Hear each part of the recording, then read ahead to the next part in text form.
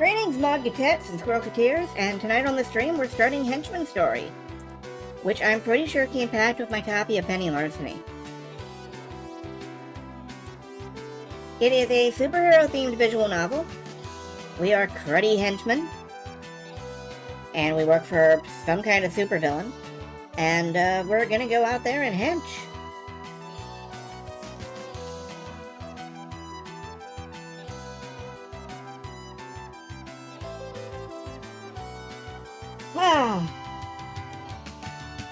Put in the henchman. I don't know what that means. What is it? What actually is a hench anyway? Hold on, I gotta...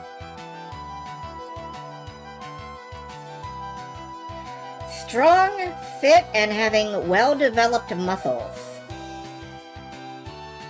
Really? Is that actually what it fucking means?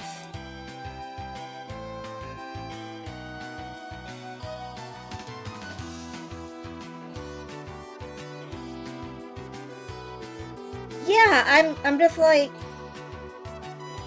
Is that really what it means?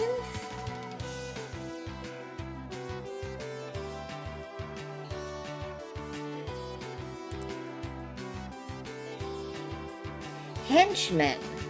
From Middle English, hanksman, page or attendant. A loyal or trusted follower or subordinate. Okay, that makes sense.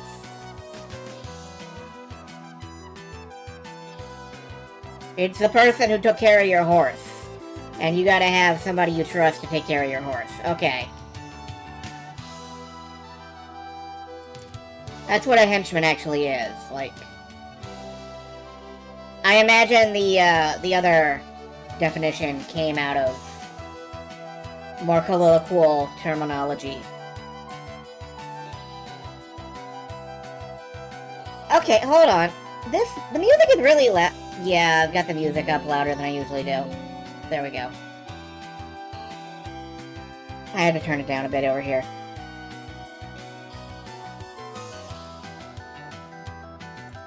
Anyway, we're playing Henchman Story. That's the game that we picked tonight. Looks like there's a lot of purple and gold in this one, which is interesting. Hello, Jaffa!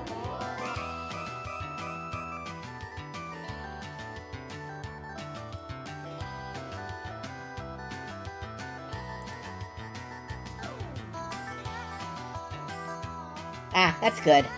That's good.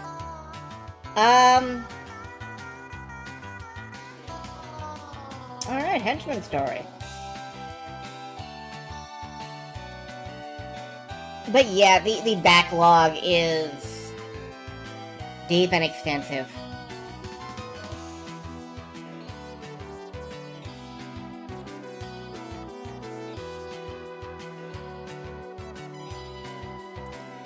So there are apparently 11 endings in this. I assume some of those must be failures.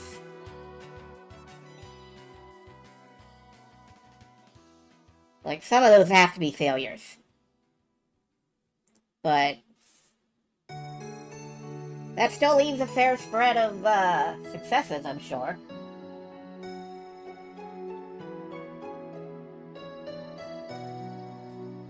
Like, I'm actually gonna be disappointed if we can't get executed for incompetence. That'll be a letdown to me.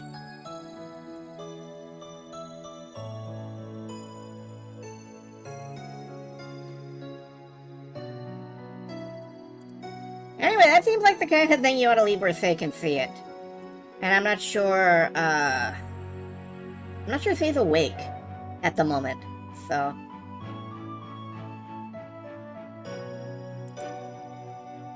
But we are down to 15 seconds before it is game time. Into the Gigaverse. Okay, sure. I don't know what that means.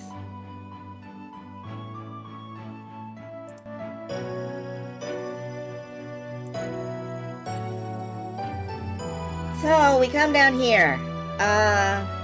Music goes off. Let's see what this is like tonally. If I want to punch it or not.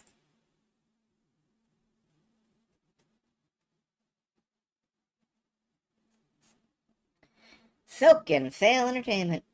Two Flowers Fiction Universe. Okay. Well, this isn't part of that, so, see, music, sound effects, voice. I can barely hear that there's music.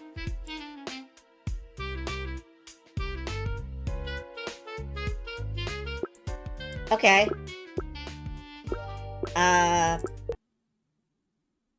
Oh, that's close. Okay. Whoops.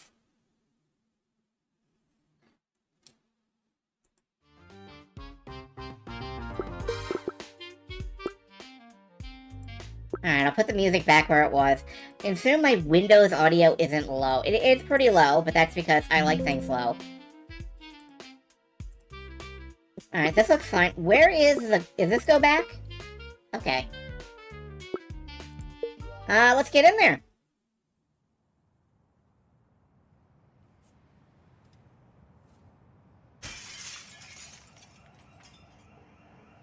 Yes! Yes!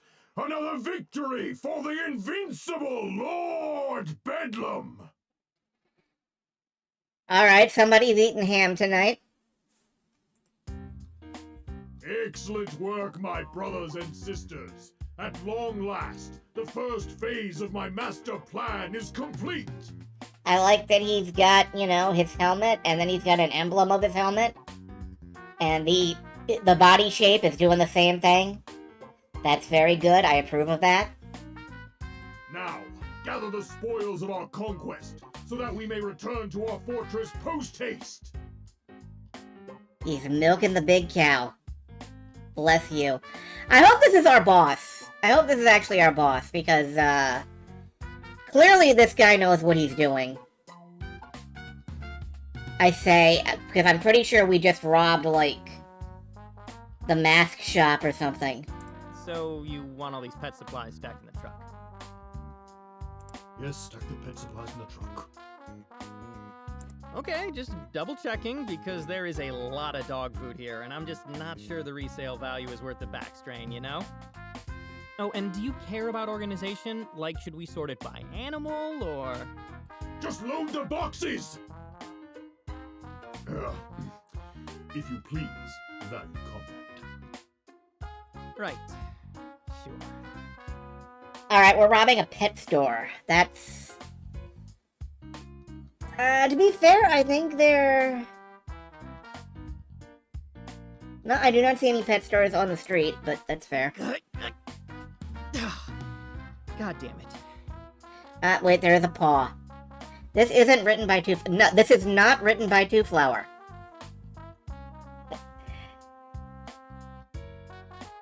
Hey, Dave. Can you help me with this? Oh, sure thing, buddy. Try lifting with your legs. I hear that helps. Oh, he's not even... He's the number 53. I meant help me lift the box, dude. Yeah, this came in a 2-pack with Penny Larceny, but it is not one of Two Flower's things. Oh, gosh, no. I'm a squad supervisor. I'm supervising. Good for you. But I believe in you, Stan. You can do it. Thanks. Great work on that box, buddy. Way to go.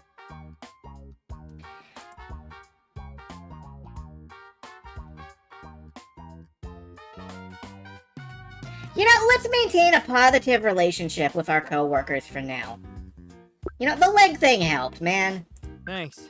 You know, the whole lift with your legs thing actually worked. Dave's opinion of you has changed. Oh, good. Now he thinks we're gullible.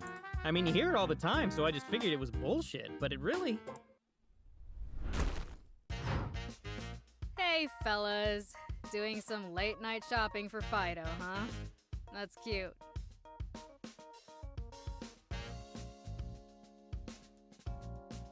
What kind of mud is it? Looking at the two of you, I'd guess something like a Yorkie, maybe a teacup poodle. I think we're being insulted in dog language. but that's way too much food for a dog that you could carry around in your purse. Oh, he's a super Saint Bernard? So yeah, he's huge, massively big, eats a ton, shits are just, gargantuan. Are you a dog person? Let me guess. Frenchie? Corgi? Pitbull. But seriously, step away from the truck and keep your hands off the kibble. This puppy chow heist is over. I mean, I know you're trying to belittle us for robbing a pet store, but you showed up to the pet store robbery. This was your night. Oh gosh. Oh, this is going to ruin Lord Bedlam's whole plan! I've got to warn him! Good panic reaction there, Dave. His plan? What about my plan? Hey, get back here! Thanks for your commitment to the team, buddy. You've got this.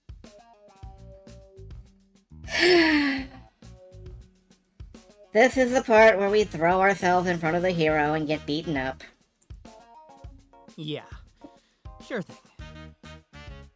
Also, I can't get over how much Stan here sounds like, Rob Paulson. Doing a little bit of the Yakko voice. Oh, really? Why don't you show me exactly what you've got, pal?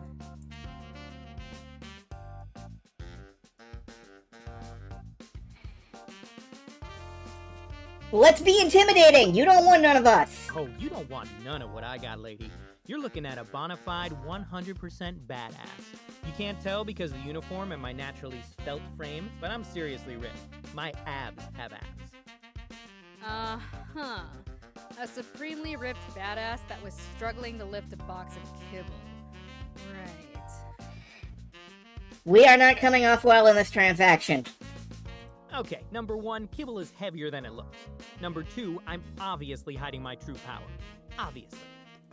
It's like have Dragon to keep Ball. it locked away or else I'd break everything I touched. You know what a pain that is? Glassware's expensive. Yeah, it's very Dragon Ball. Well, alright then, Mr. Badass. Go ahead.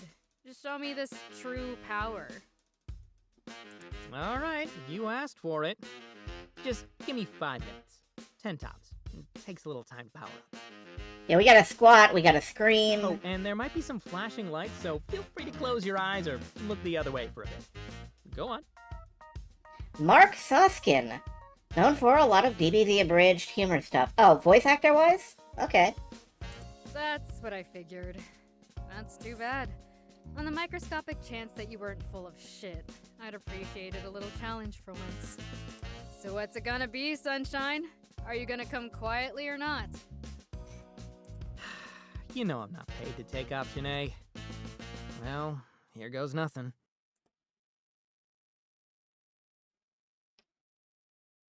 It looks like her right side is better prepared. We're gonna swing from the left. We're not gonna waste our time with fainting. Nobody ever falls for that. Take this! Yeah. That was a trash can. That was a trash can.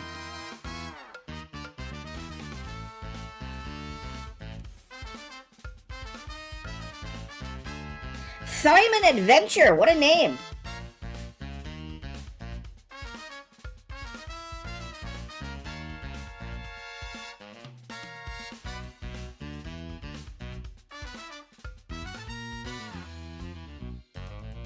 Arizona Identities. Huh. Also the head writer. Yeah, that makes sense. That was our tragic backstory, apparently. Second time in 15 minutes you've seen the name Ainara. Interesting. Nowadays, everybody wants to be a superhero. You see them posing gallantly on their news feed, and you think, sure, they're cool, but I bet I could be that cool, too. I'll just do some sit-ups, start drinking diet soda, and add a little extra radiation to my coffee. Done deal. The thing is, not to crush your dreams or anything, most people really can't. Even if you catch that 1 in a million break and land some superpowers instead of cancer, it's a long shot at best. And if you're some powerless schlub like the rest of us, no chance. Do a billion sit-ups, change your diet, whatever. When a bug hits a windshield, it doesn't matter if the bug's been hitting the gym, it goes splat all the same. Trust me, I know better than anyone. This is me. Find a Webflix password. There's Steve's Webflix password. Steve is a fucking forumite. Replace the phone by ice packs. No, not the big muscly dude. That's Captain Commander. Or was it Captain Commodore? One of the captains. Anyway, see the guy flying off the page there? In the purple.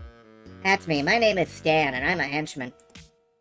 Captain whatever wasn't the first person to punch me in the face, and he probably won't be the last. At least this time I got a free six-pack out of the deal, and the guys saw I made the cover of Hero Weekly. Hard to drink it with a broken jaw, but you know, it's the thought that counts. That guy in the creepy-looking mask is my boss, Lord Bedlam. No one's really sure what he's the lord of exactly, but he's usually polite and he pays us, so we don't ask. Yeah, you know, that's... It's important to have a good rapport with your boss. Like, the Riddler's goons. They generally get on okay with him as long as they show up in the question mark gear and they don't ask too many dumb questions about the riddle of the week. If you're a Joker goon, you're just fucked. But supervillains don't always socialize with their henchmen, but Lord Bedlam likes to every once in a while. Says because we're a smaller operation, we have a family mentality. Not sure I'd go that far. Being a small-time supervillain outfit means we steal from pet supply warehouses. And that if some animal-themed boomerang breaks your elbow, you have to wash the blood out of your uniform yourself. As long as Medicare... I don't think we get Medicare. But we at least get, he probably paid for the hospital. Like, I don't think it's an official thing, but I bet he pays. It does not mean my coworkers are my brothers and sisters. I don't care how many times Lord Bedlam says it. Mostly, I think he just wants to show up for game night and pretend it's not weird. Doesn't help, the mask kind of gives him an unfair advantage at poker. Not that anyone's ever had the guts to bring it up. Honestly, though, it could be worse. We've got food, 4 walls, salaries, and healthcare. I mean, not good healthcare. But you take what you can get when you get your ass kicked for a living. Yeah, well, there's your Medicare answer. It's not exactly Medicare, but it's...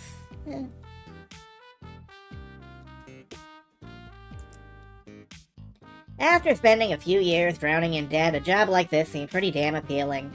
You know, moral quandaries aside, also the frequent pain. Like I said, though, not every day ends in a superpowered beatdown. Most of the time, my life is pretty normal, from a certain perspective.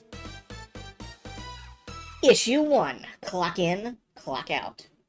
Clock in, clock out.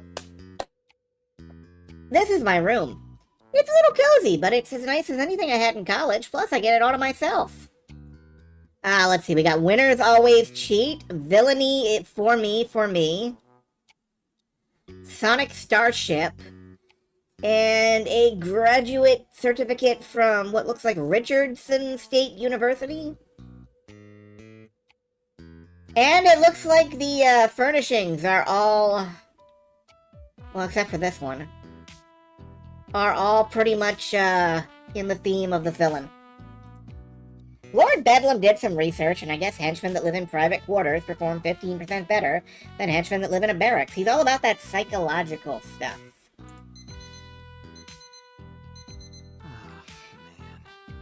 Oh, man.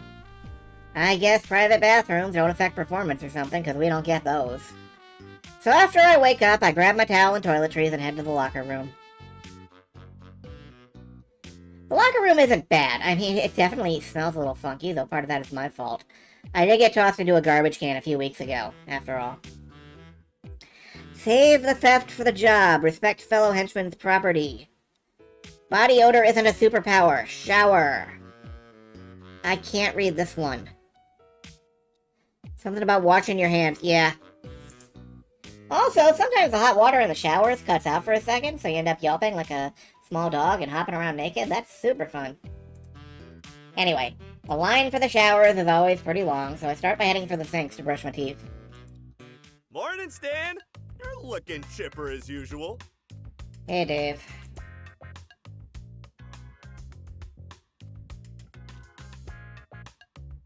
Again, I'm not gonna be rude to my coworkers.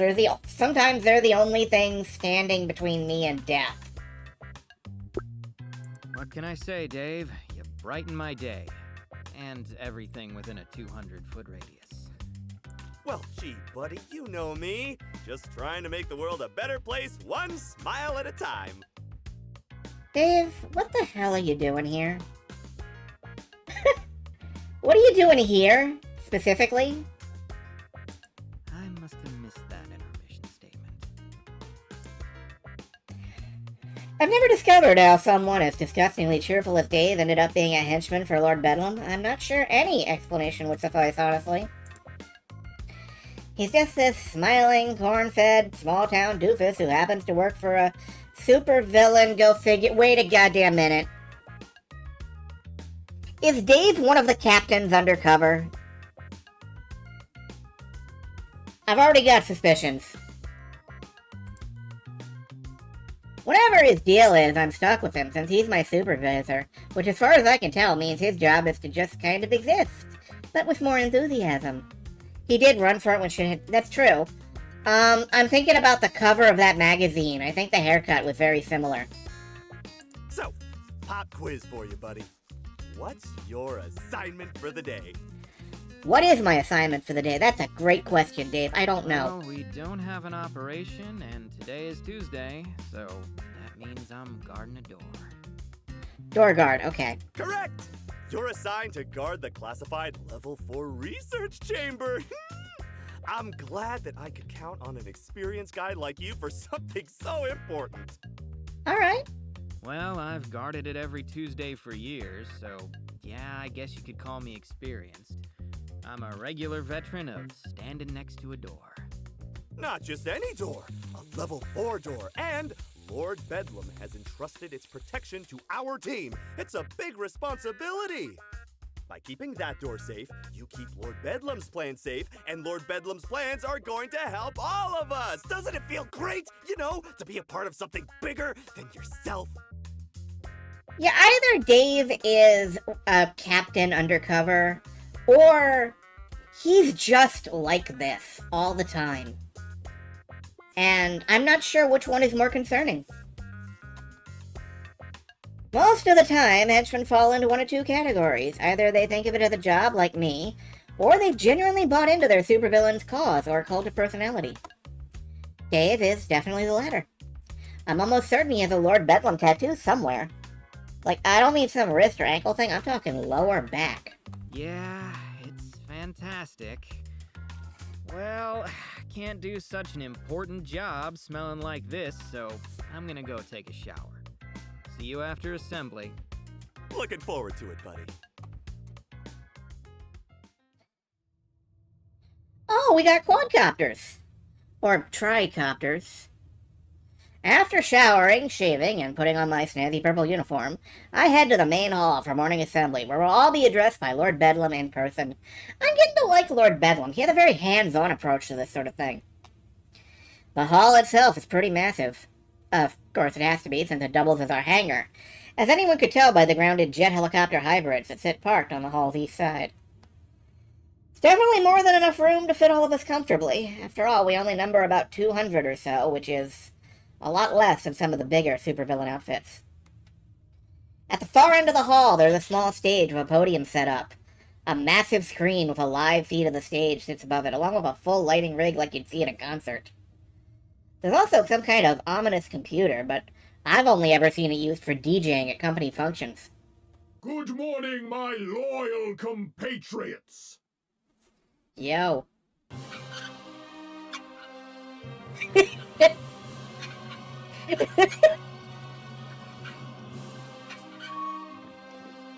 Mercifully, Lord Bedlam's arrival distracts me from memories of Dave dancing to folk synth fusion music at last year's Christmas party.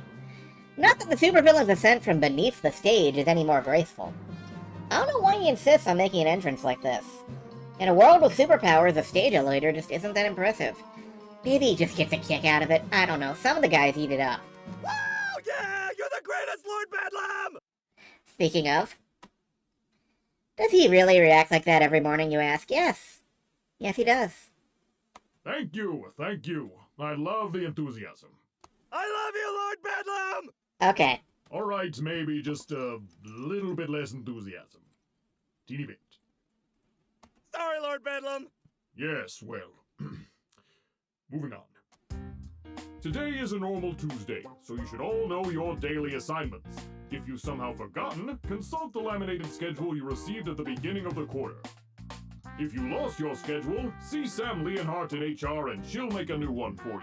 But the printing fee will come out of your paycheck, just so you know. I mean, they're laminated after all. That's not free. We do have some injury updates for you today. First, the good news. It looks like John Kess will walk again after that encounter with Muscle Master. I know we were all pulling for him. Oh. The bad news, Mace apparently has no idea who he is following his 7th concussion at the hands of the Shrouded Avenger, so he will not be returning to work. His family has received a fruit basket. Yep, 7 concussions is less than you get playing football. For some light affair, we do have a birthday today. Congratulations to the Bacon Bruiser, who joined us in June after that unfortunate waffle iron incident forced the Breakfast Bandit into retirement. Waffle irons are dangerous. I would not use one. Polite There will be claps. some mini cupcakes in the East Break Room to celebrate. Please feel free to treat yourself to one between shifts. 1. And Okay. it looks like that wraps up our morning announcements. So let's go out there and work together to make this a great day. And remember, the secret cabals, juntas, and unfairly moderated LARPing message boards that manipulate our society must all be destroyed! Oh, somebody had a bad experience in a field in Philadelphia, didn't they? They will pay for their crimes in blood! And when my master plan comes to fruition, we shall be the ones to exact the toll! Then we shall rip out the diseased heart of modern society and replace it with a newer, better heart of our own making! Okay, I'm starting to get behind this. Rip out the diseased heart of society, woo! A heart that actually enforces the rules about period-appropriate clothing and has no limits on caps lock usage! Woo! So says the invincible Lord Bedlam!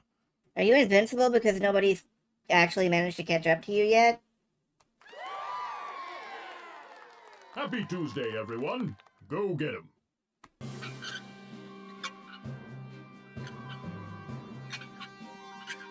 I mean, I'm in favor of, unlimited caps lock.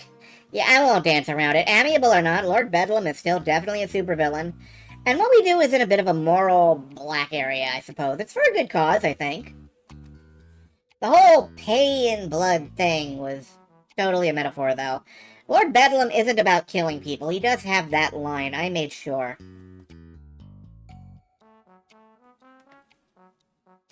After everyone flies out of the main hall, or files out of the main hall, sorry, we scatter to the far corners of the facility and start our workday.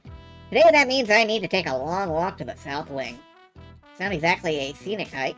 The sights are basically what you'd expect from a hidden underground fortress. Stone walls, metal doors, no windows. Still, it's nice to move around a little considering my assignment. When I arrive, I find said assignment exactly as I expected. The metal door I'm guarding is just like all the others, except it's labeled 1385 and has a retinal scanner and keypad next to it. Also as expected, Dave arrived before me and is standing at rigid attention. Judging by his ragged breathing, he ran all the way here. How's the door doing, Dave? All's quiet so far, luckily. You're 1 minute and 35 seconds late, you know. If you were 8 minutes and 26 seconds later, I'd have to mark it down. Noted. I'll remember to teleport next time. You can teleport? Yep, but only once a week, and only if I have a breakfast burrito with mango habanero sauce in the morning. Think you could hook me up? You know, for the team.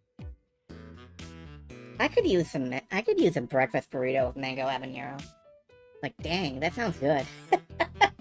Well, gosh, Stan, that's outside of our team's budget. But If it will keep you on schedule, then by golly, I'll see what I can do. How much would that be? Like $5-10? It's a single burrito, Dave. What can it cost? $10? Thanks, buddy. Oh, and it helps if I get the one with the green packaging. You know, the one with the cactus mascot that wears the little sombrero. I'll see what I can do. I've got to go check on the new guy first, though. What was his name again? Not sure, but he insists on calling himself Sith Player. He's taking this whole henchman thing very seriously. Sith player? Well, of course he is. It's serious work, Stan. So be sure to stay vigilant and keep an eye on that door, buddy. You got it, boss. That's me. Super vigilant. But not vigilante vigilant, like villainously vigilant. Villainously vigilant Stan. I'm not sure how much of that Dave heard, since he's already halfway down the hall on his way to check on the rest of our squad, but he gives me a thumbs up as he turns the corner, leaving me and door 1385 to ourselves. And so my day of standing in an empty hallway begins. Seriously, on Tuesdays, that's pretty much all I do. Since it's level 4 clearance, almost no one ever even uses the door. Guess I should explain. Level 4 clearance means that basically only Lord Bedlam or specifically approved henchmen have access. In this case, it's a handful of engineers, and they rarely show up. Ooh. I hope we know everyone who's supposed to use this door on site, because, I will happily let through anybody dressed like Lord Bedlam. Whatever's in there is apparently very important, but doesn't get a whole lot of love. Doesn't make sense to me, but I'm not paid to understand it. I'm paid to stand here, doing nothing. Yippee. You might think I'm living the life, getting paid to stand around, but it does come with one problem. Boredom. Mind-numbing, agonizing boredom. So when Dave stops by to do his rounds, I find myself trying to start a conversation. Doesn't always work, and sometimes I regret it. Still, I feel like if I don't at least try to make my brain function just a little, it'll just shut down on me one day. Hey there, buddy. How's your day going? All your tasks on schedule?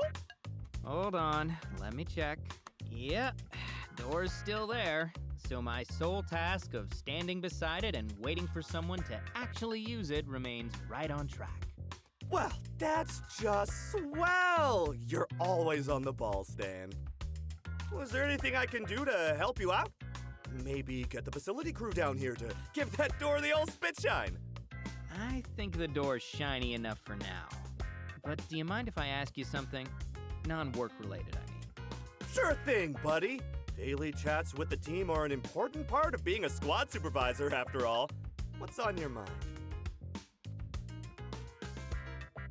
Watching anything interesting? How's the online dating scene? This man is married to his job. Excited for game night. Hey, what about game night? I mean, our boss clearly has strong gaming opinions. So I know it's a few days away, but are you excited for game night this Friday? You bet! Playing games together is a great team-building exercise. I read that online. Good delivery on that line. What game are we playing this week? Well, for me, this is Spells and Swords Week. I run a campaign with a squad every other game night, remember? Ooh, sounds fun. Can I join? Ah, crap, why'd I tell him that? Of course he was gonna invite himself. Sure, technically he's asking, but he's also technically my superior. It's not like I can say no. You sure? I thought Lord Bedlam and the squad supervisors were playing poker again. Yeah, but I didn't do so well last time. I don't think poker's my game. Don't feel too bad. Poker isn't anyone's thing when Lord Bedlam's playing. What do you mean by that? Just that Lord Bedlam is very, very good at poker. As you'd expect from our brilliant leader. Yeah, he is pretty good at things. But that's okay. I'll be playing Spells and Swords with you guys instead. Well, I have accidentally invited Dave to game night. Surely this will go well. Damn, it was worth a shot at least. Oh well. I'll have to warn everyone else so they can be ready. Dave doesn't exactly grasp the whole in-character thing, so it takes special preparation. Oh dear. After the last session he played in, he ended up buying a gallon of chicken's blood to cure a curse a witch had put on his half-elf bard. Still not sure if he was planning to drink it or bathe in it. Oh, what kind of character should I be this time? Oh, how about a squad supervisor? Is that a class?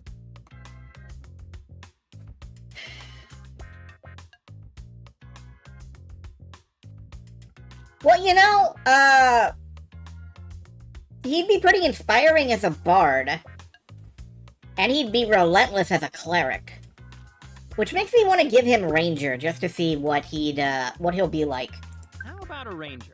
You grew up on a farm, right? That seems right up your alley. So rangers are farmers in this game?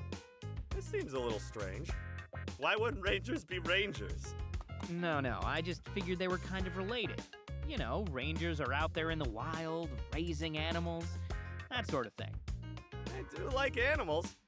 My gramps always said I had a gift with them. That's kind of sweet. Did you have many pets? Not pets exactly, but we had a lot of chickens. I was real good at butchering them. Best he ever saw, Gramps told me. Okay, his voice did not appreciably change when he said that. That's a little creepy. How does game night always loop back to chicken carnage with this guy? How? Well, on the plus side, I think I'm starting to understand how Dave ended up working for a supervillain. Great. Well, just don't try to butcher your animals in the game, okay? They're useful. Gotcha. Thanks for the tip, buddy. Anything else I need to know about ranging? Really good delivery on that. Ranging? Very good delivery. Not really. Usually you use a bow and just, I don't know, range. Range your heart out, man. Roger that. Ooh, I can't wait. I'd better start practicing my animal calls. You know animal calls? Well, mostly just ducks. But we'll find ducks in the game sometime, right? Duck Ranger. Duck, Ranger, duck. Yep. Ducks and dragons. Duck dragons, maybe. Hell yeah. Oh, wow, sounds exciting. Can't wait. Sometimes these conversations go better. Sometimes they go worse. Luckily, they all eventually end. And Dave leaves to check in with another member of the squad. Somebody get this freaking duck away from me! After that, it's another long, eventless stretch of waiting in silence before I'm eventually relieved for lunch, and I head to the cafeteria. The cafeteria isn't much different from what you might find in a high school or a prison. Really depends on your perspective, I guess. There are long, stained tables with uncomfortable plastic benches attached. A tile floor that's probably what a grizzled war veteran would look like in floor form. And the faint smell of mold and hopelessness. Most of Lord Bedlam's fortress is in much better shape, so it's strange that the cafeteria is so banged up, right? Wrong. See, Lord Bedlam may be head honcho everywhere else, but this place has its own dark master. History teaches us whoever controls the food supply gains incredible leverage. The lord of this terrible domain learned that lesson well. As long as Lord Bedlam gets his tuna melt, this despot has absolute autonomy. Janitors, maintenance, engineering, none can defy his will. Not here in the heart of his kingdom.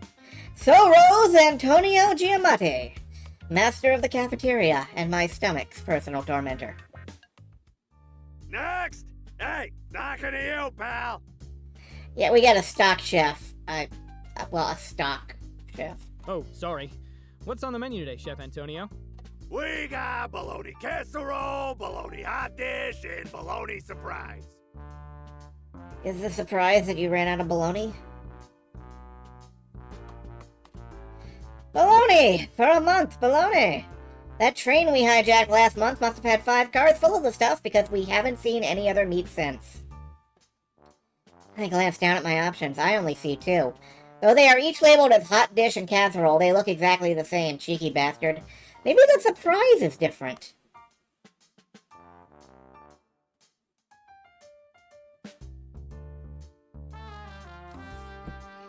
For comedy's sake, we have to order the bologna surprise. I think I'll try the bologna surprise. You got it! Surprise! It's casserole.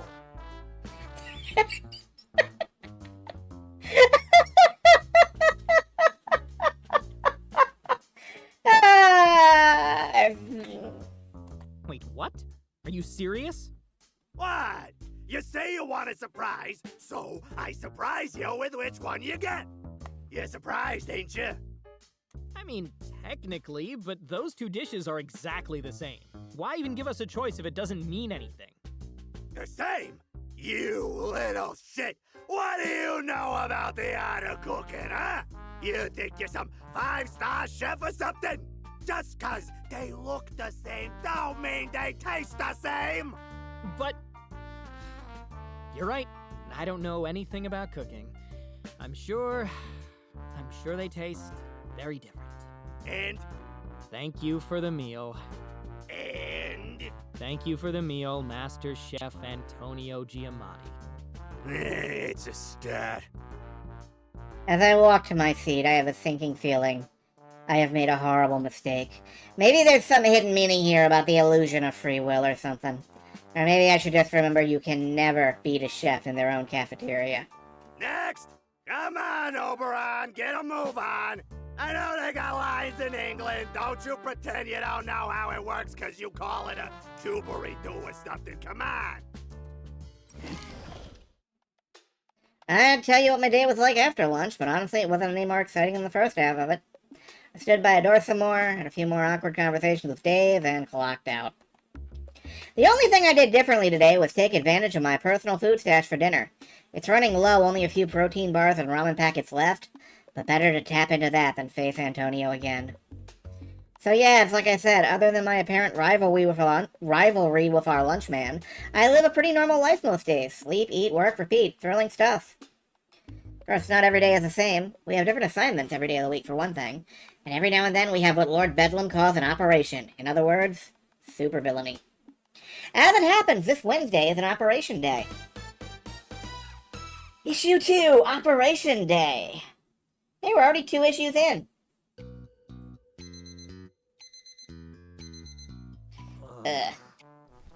Operation days begin the same as any other day.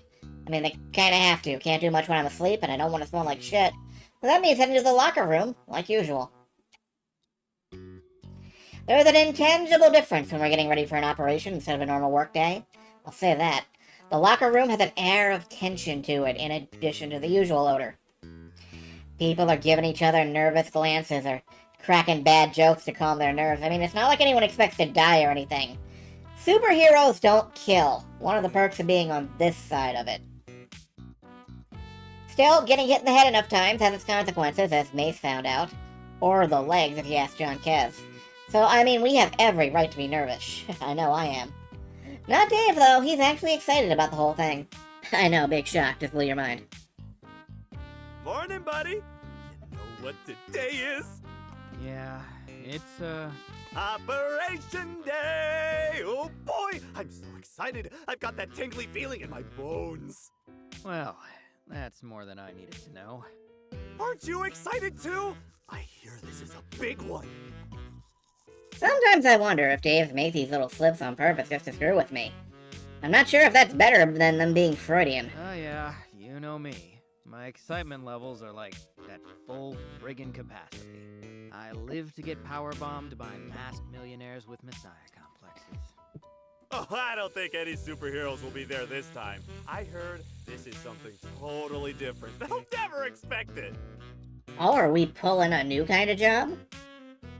I'm pretty sure he said something like that every time.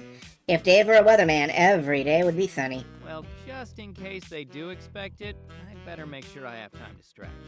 See you in the main hall. As an aside, if you're thinking of starting a career as a henchman for some insane reason, never forget to stretch.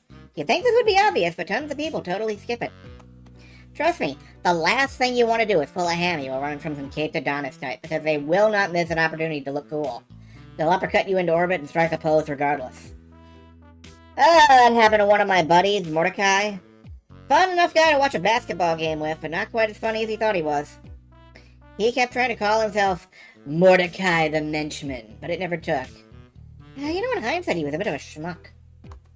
Of course, this stretching stuff goes both ways. We once got away from Red Phantom totally unscathed because his calf cramped during his big entrance. Bonus lesson, don't jump through a window if you don't have to. After freshening up and getting my stretch on, I head to the main hall. Before I even get there, I can hear the hum of the jet helicopter things powering up. I think we call those bedlam copters, but I hope I'm wrong. Shit, I think I'm actually a little late because Lord Bedlam has already arrived at his podium. Not that I've missed much. Lord Bedlam likes to give a motivational speech before operations, and, well... The shadowy masters who control our society are growing nervous, my comrades! With their hold on the artisanal baloney industry shattered, they see the writing on the wall! And that writing says they are the ones who are ruining the weekend for everyone! Not the righteous masses who just want the orc barbarians to stop wearing jeans! Jarbarians. Yeah, you get the picture. We don't actually get briefed on the details of these things. Only Lord Bedlam and a handful of his top ass kissers know what's going on. Need to know basis, I guess. I know that each and every one of you are dedicated to our noble cause, and that you will follow both my own orders as well as your captain's without question. Seriously, no questions, no chit-chat, and no scuttlebutt. If you're all being a bunch of chatty-Cathy gossip queens, then it makes us look bad, and we need to look our best today. No chit-chat, got it. Completely stoic. What, who are we impressing? The rent-a-cops or whatever place we're sticking up certainly won't care. Besides, how professional can we look in purple spandex? Now go forth, my comrades, and let loose the hounds of our endless parade of glory! Yay! I don't think Lord Bedlam writes these speeches down. If he does, he certainly doesn't have an editor. Anyone who shares my feelings on Lord Bedlam's eloquence certainly isn't letting it show, though, and I follow suit. Can't bring myself to cheer wildly like Dave, but I can dutifully fall in step with him as we head to our proverbial chariot. As we file into one of the Bedlam copters, I can hear the roof opening for us with a groan. Oh, this is it! You ready, buddy? All set, partner? Oh god, am I gonna get the Dave ending? Maybe I should tone it down a little. Not really. Maybe I should tone it down a little. I don't want to get the Dave ending. Nah, but screw it. Carpe diem and all that shit. As we strap into our seats, the engines roar to life, and like that, we're off. I don't want to get the Dave ending. I don't know if there is a Dave ending, but I don't want it. Wherever we're going, it's further away than usual. The flight is getting kind of long. I'm not the only one that realizes it either. Some of the guys have been exchanging confused looks. Eventually, though, the pilot makes an announcement. All right, meat shields, put on your makeup and hold on to your eyeballs because we're in the pipe and going in hot. None of that meant anything. Actually, we're third in line in, so we're in a holding pattern for a bit.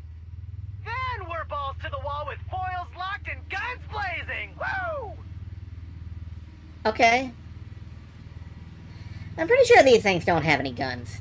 I'm also pretty sure we train most of our pilots with video games and film clips. We don't have any actual flight simulators. Yeah, flight simulators are expensive. Yet, through some miracle, we don't crash during our descent and move to join the henchmen that are already on the ground. Sliding down one of the Bedlam copter's rappel cables sends me through a hole in the roof of whatever building we were hovering over, and lands me in some kind of tech office. At least it was an office. Our hole in the roof isn't the only one. There are at least 3, I count. One for every Bedlam copter, I guess, and a few smaller holes in the walls. They're probably from weapons fire. A lot of the equipment has been wrecked, but what's left looks impressive. It's definitely fancier stuff than we usually appropriate. Can't figure out what it is, though. Robotics? App development? I'm not sure. Most of the other henchmen seem to have moved on, but half a dozen stand guard over the few scientists that have been rounded up. Another squad stands in the middle of the room with Lord Bedlam at their head. Excellent! Reinforcements! You lot! He points toward my squad. Damn it, I know what's next. You shall remain here as our rear guard! The rest of you, with me! No problem, Lord Bedlam. You heard him, squad! We're the rear guard, and the rest are going with him! That last part isn't really relevant to us, but I just wanted to make sure you heard.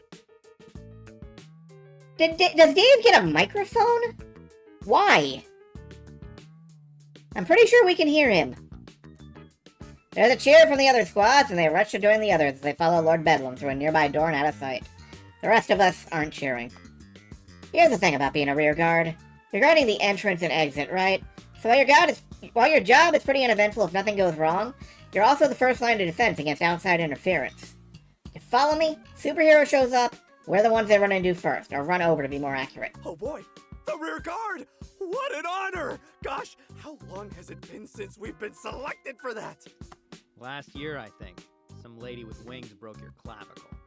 Oh, right! I sacrificed my body for the glory of Lord Bedlam. He sacrificed his body so he could rob a smartwatch factory. Not even the good ones, just some cheap knocks-offs. Looks like they came with a kid's meal. Hopefully Lord Bedlam's glory will come sacrifice-free this time. But if it doesn't, we'll be ready! Right, team? Oh, it's not a microphone, it's a stun baton. Okay.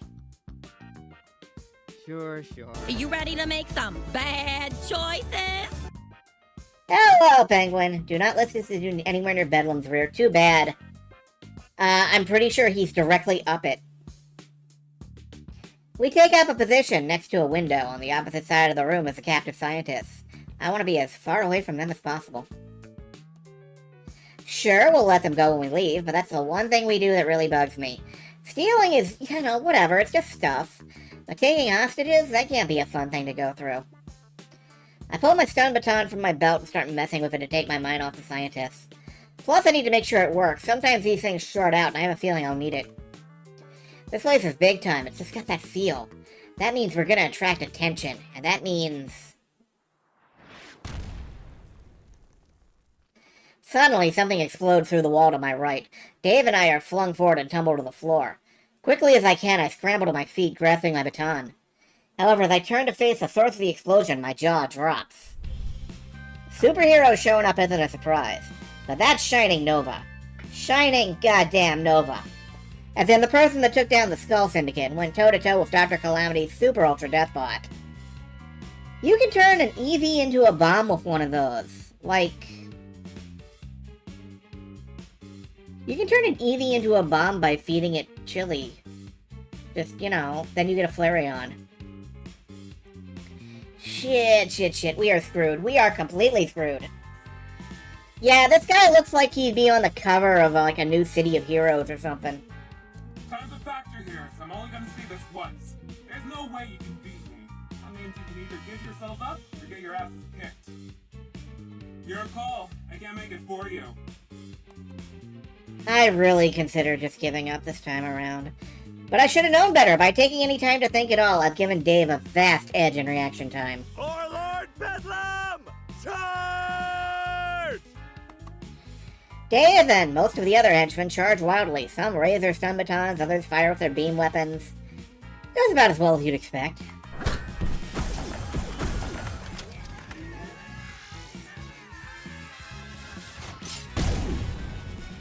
Oh. That sounded painful. What henchmen that are left seem to be fleeing? The ones that are further away than me at least. I'm maybe 5 meters from Shining Nova, and he's staring right at me. Oh god, he's staring right at me. Hey. What's up? What's up?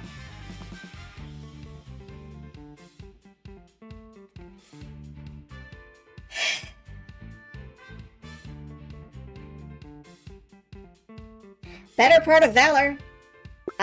If we don't attack and if we don't surrender, we're not technically insubordinate. We're just making a tactical retreat.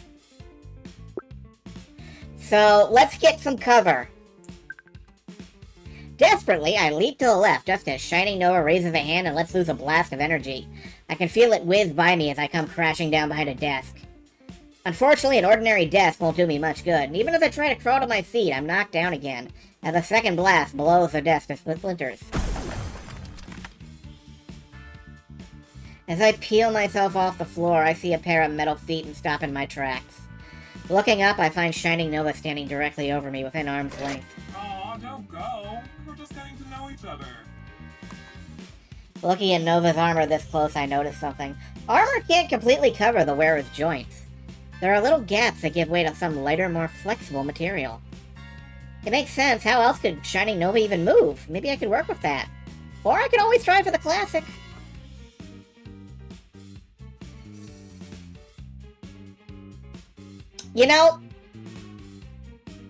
I'm not gonna go for the groin, but you kind of need your knees to live, and they're very sensitive instruments. One little bump can fuck them up. Desperately, I grasp my baton and thrust it towards a crease in Shining Nova's knee armor. Being so low to the ground already, it's not far. Maybe, just maybe. What the? Somehow, miraculously, I jam the baton in the crease before Shining Nova can react. Nova tries to move the leg on instinct, but the baton keeps it from bending. Now's my chance. With Nova confused, I lunge for the other leg and wrap my arms around it. My grip secure, I start to stand up, taking the leg with me.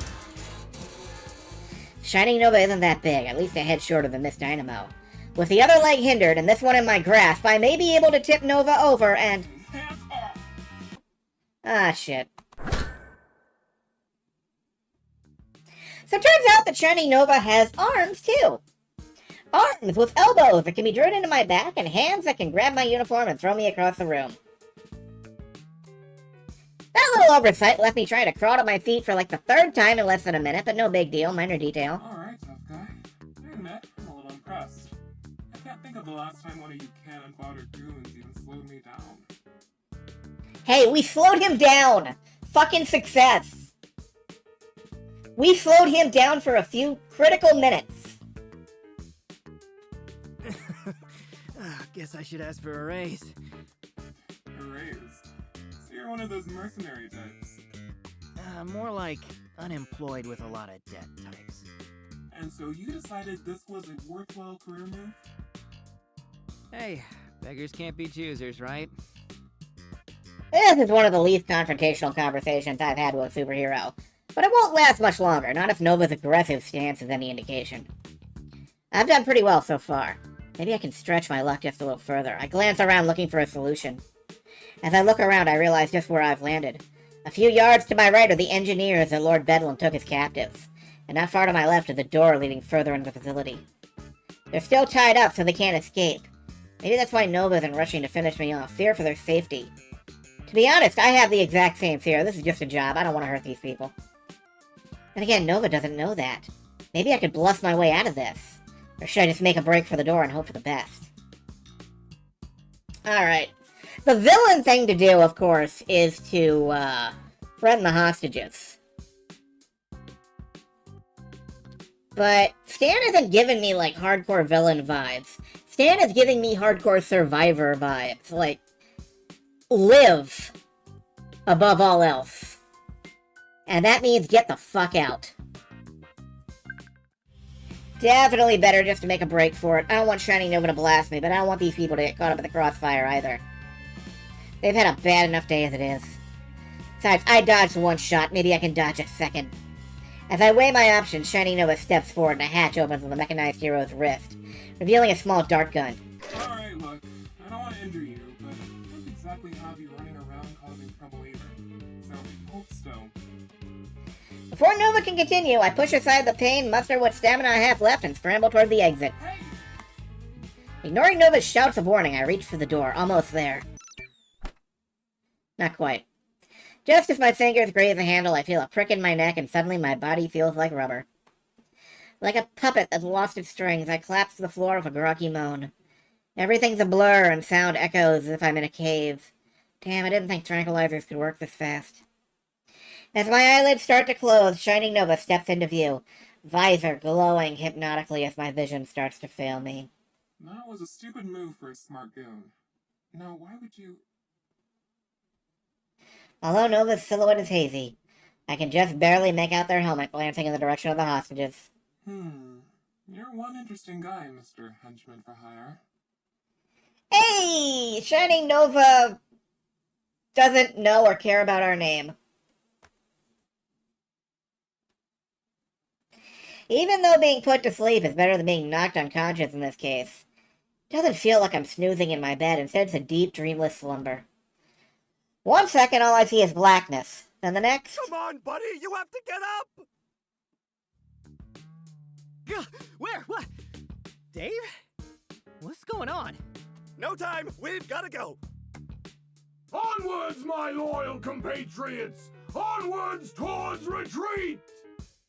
Forward into leaving! There's only one Bedlam copter. If we don't get on, we'll be left behind! With Dave's help, I managed to stand. A quick look around tells me he's right. A lone bedlam copter is holding position next to the hole Shining Nova made in the wall, and there's no sign of another one. Lord Bedlam is already climbing aboard, so we better follow suit. All right, I'm good. Let's go. Together, we drag ourselves toward the ramp. Despite my grogginess, we should make it easily. Hello, Aster. At least it looks that way until a familiar black and blue blur falls through one of the holes in the ceiling, takes one look at me, and grins. Hey there, Sunshine. Gotta say, I didn't expect to see your raggedy-ass outfit here when I got the call. A data science facility's one hell of a step up from a pet store. Okay, why are you, like, taking seconds to the other guy, Nova? Like, Nova seems to actually know what he's doing. What are you doing here?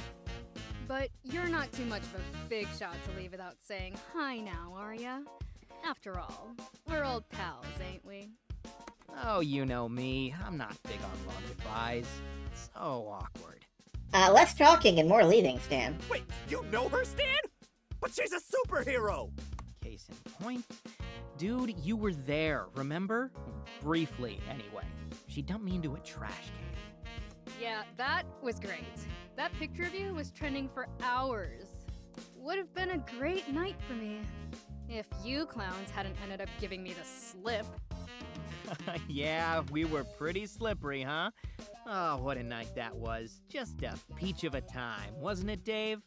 Oh, yeah, I guess. I didn't know you cried so much when you had fun, Stan. Dave, I'm gonna leave you behind now. I'm easily moved, Dave. You know that. Well, getting to be about that time. Better hit the old dusty trail. Nice seeing you again. Don't be a stranger. Don't think so. This time, I'm making sure you're out cold. And then I'm grounding that ugly ride of yours. Now come on, Sunshine. Let's kick this party up a notch. This dynamo is maybe 10 meters away, but I know that distance won't mean much to someone with that kind of speed and strength and speed. Even if I wasn't still hungover from Shining Nova's tranquilizer, my odds of getting out of the way aren't good. Dynamo knows it too. She takes her time sizing me up and settling into her stance. Dave doesn't consider the odds, or maybe his zeal for Lord Bedlam has just made him more reckless. Whatever the cause, he's pulled out his baton and is prepared to go down swinging. Missing, mind you, but still swinging. It's almost admirable, but in my experience, you don't heal hairline fractures with admiration. So I'm not about to follow suit. As Dynamo's muscles coil, I reach for my baton and try to think of an angle. This is going to be even worse than the trash can incident if I can't. Right now, I'm as dangerous as a pillow covered in bubble wrap. I don't get much of a chance. As soon as I brandish my weapon, Miss Dynamo bursts forward. I guess she figures giving me the first strike last time was charity enough. I wince, bracing for the pain. But it never comes.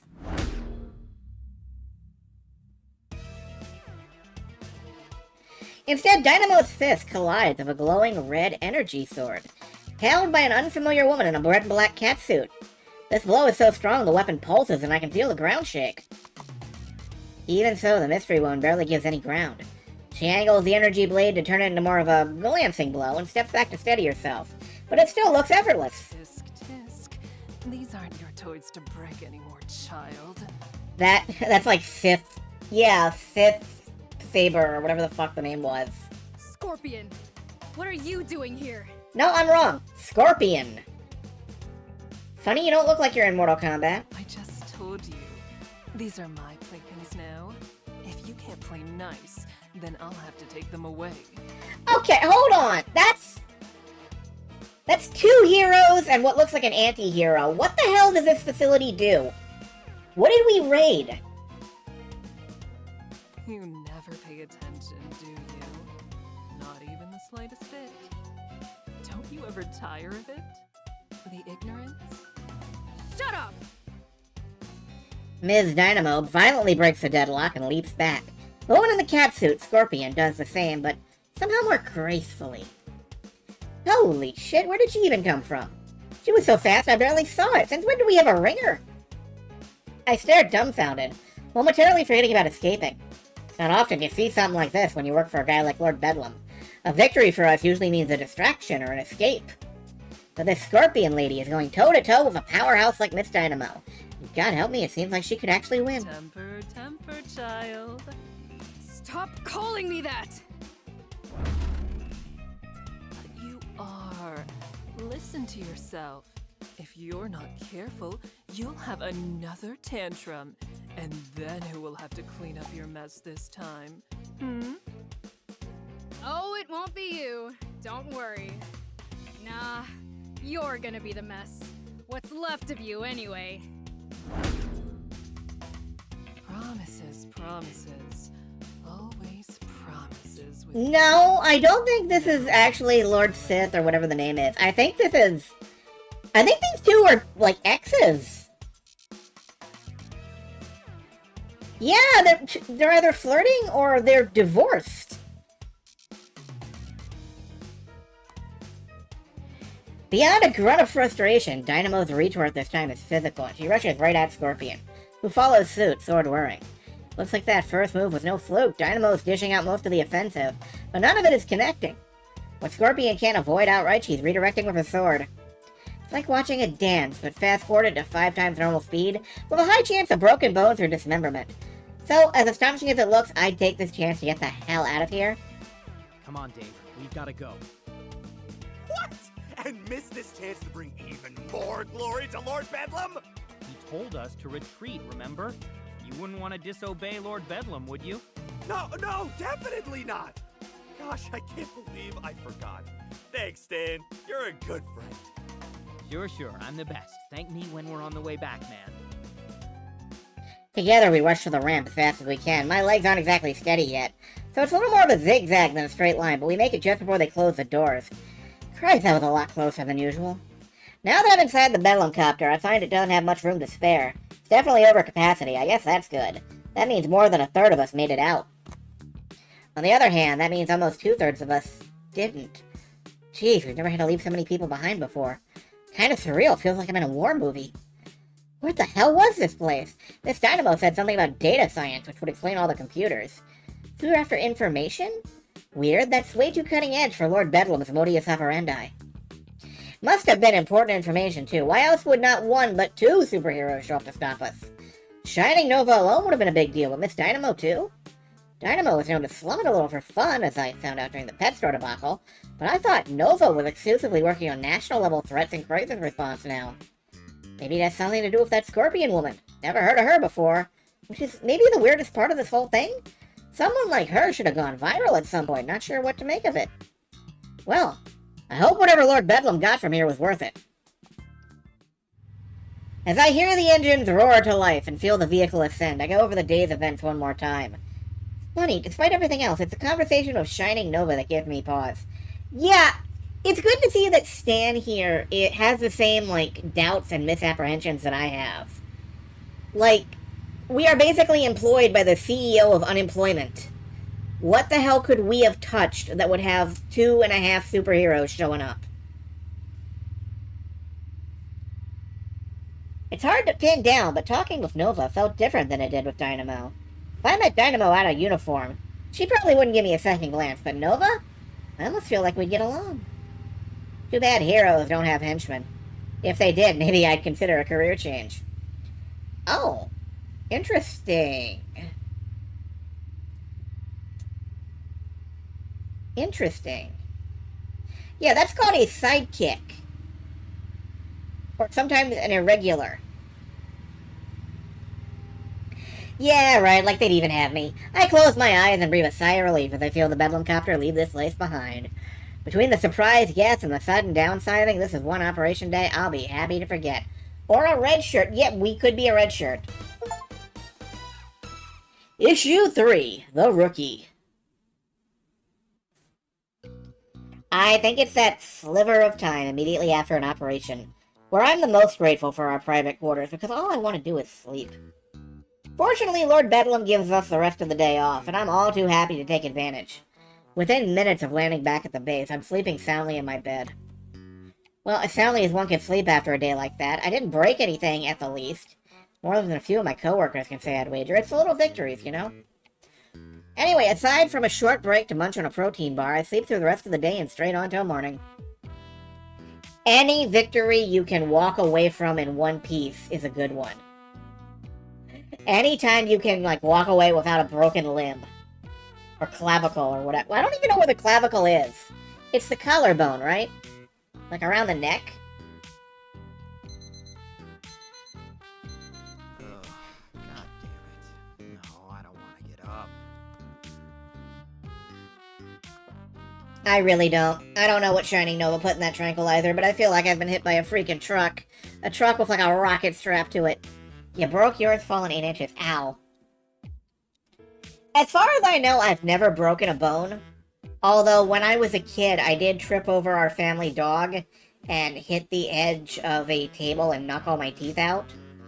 Fortunately, they were, like, sewn back in, but it sucked. It really sucked. I still have some, like, traumatic memories from that one. And that was when I was, like, 3 or 4. So, you know. Long time. But hey, that's part of the job. So against my body's wishes, I drag my carcass out of bed and head to the locker room to get ready for the day. The locker room feels almost empty. There's less noise, less people, less smell. Kinda eerie. Guess that's just what happens when you downsize overnight. The line for the showers is much shorter too, but I make for the sinks anyway. Force of habit, I guess. Morning, buddy! Morning, Dave. How are you holding up? You took one hell of a punch. You know, just some heavy bruising. The doc was worried about internal bleeding, but I guess I got lucky. How about you? You were out way longer than I was. I'm fine, just exhausted mostly. Still can't believe I got tranked like I was an escaped zoo animal or something. That's my Shining Nova story. Can you believe it? Oh yeah, the hero that took down Dr. Calamity's Ultra Death Bot? They shot me with an elephant tranquilizer. Yeah, it was fine. I just drooled a little. I shake my head and sigh. That fight against Dr. Calamity I mentioned, that's like 8th on Hero Weekly's most epic showdowns of all time. Nova's big time, man. I drooled in front of a legit celebrity. But nothing's bruised, and I don't have a concussion, so I guess I can't complain. Kind of a nice change of pace from being punched or blasted into unconsciousness again when I think about it. Yeah, I mean, tranquilizers are a humane method of rendering you completely unconscious. As long as they get the balance right and you don't, like, die. Well, I'm just glad to hear you're okay. We lost a lot of the squad, so I need everyone who's left to be working at peak efficiency. How many did we end up leaving behind? Feels like at least half. Sadly, about 60% of our valued teammates gave up their freedom for our cause. Well, like, 60% of... Did all 200 go? That's a lot. There's like 80 of us left, I think. And how do you know they were arrested? Some could have gotten away. Oh no, everyone got rounded up. It was on the front page of the Cape and Cowl website. Cape and Cowl, huh? They actually covered us? That doesn't happen a lot. Cape and Cowl is a premier superhero news blog.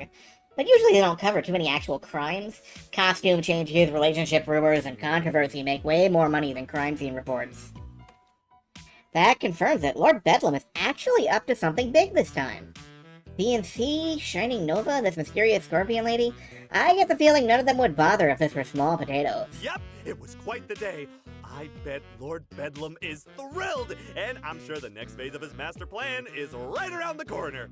Even with all those losses? How? Why, with some old-fashioned hard work and gumption, of course. If veteran workers like you double your task list, I'm sure we'll be able to stay right on schedule. On schedule for what? We don't even know what the next step in his master plan is.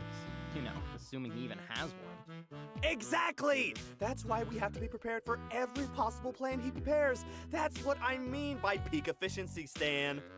But don't you worry about that. You just leave all the planning to me. All you have to focus on is all the new work you have to do. We better get to assembly. Thanks.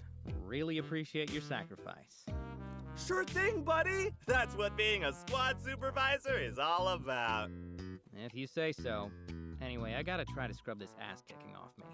I'll see you at assembly, man. After getting myself cleaned up and finding that no, you cannot just scrub away an ass-kicking, I head to the main hall. Given our losses, I expected a different sight than usual. But what I actually find is even more surprising. A huge contingent of unfamiliar faces stand in front of the stage, and the strangest part, they're wearing our uniforms. To add to the surprise, Lord Bedlam seems to have forgone his usual entrance, and is already waiting on stage. And standing next to him with a commanding posture is yet another new face, but this one I recognize. Between the distance and the crowd, it's hard to get a good look at her, but there's no mistaking that black and red catsuit. It's Scorpion, the woman who fought Miss Dynamo. That's the Baroness from, G.I. Joe. Wait a goddamn minute, hold on.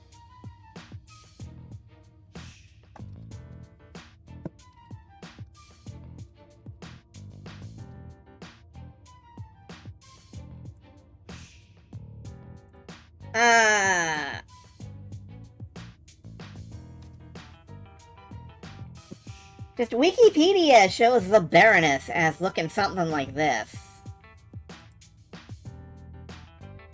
And, like, I'm not wrong, am I? Minus the glasses? I don't know, maybe it's just me.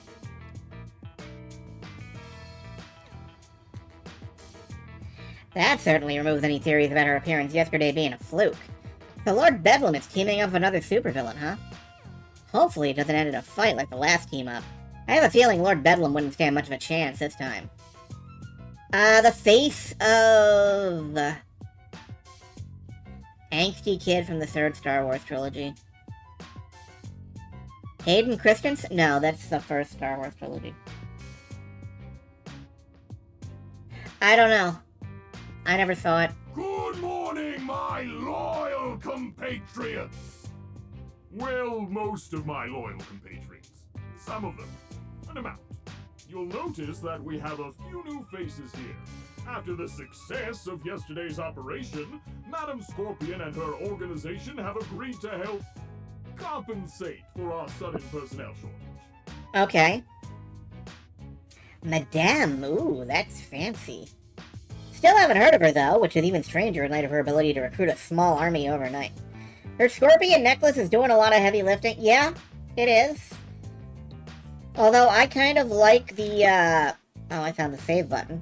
I kind of like the claw-handled lightsaber she's got. But I'll let her explain the details for herself. So let's all give a warm Lord Bedlam welcome to Madam Scorpion and all our new comrades for joining us in our unending Ferris Wheel of Triumph! Doesn't a Ferris wheel just go around in a circle? Madam, take it away. Thank you. Today, your organization is making an important step forward. Today, you join a select group of the most elite supervillain organizations at the cutting edge of our industry. Oh boy, she isn't gonna put up with the kind of shit we do, is she?